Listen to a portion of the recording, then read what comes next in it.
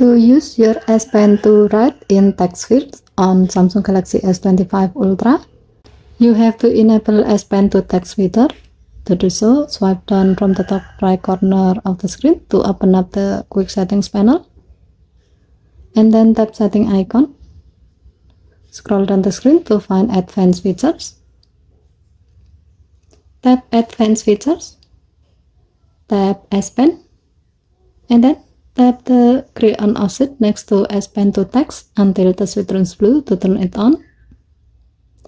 To see how this feature works, we will try it while searching something on the internet. To do so, open Google Search. Remove your S Pen from your phone.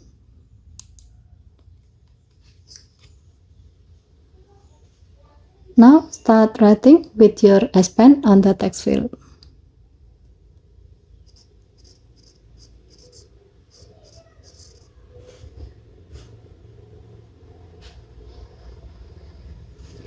As you can see, your phone will automatically convert your handwriting into typed text.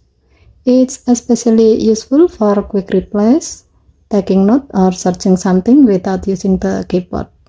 Given to the function, S Pen to text makes it easy to write by hand in any text field.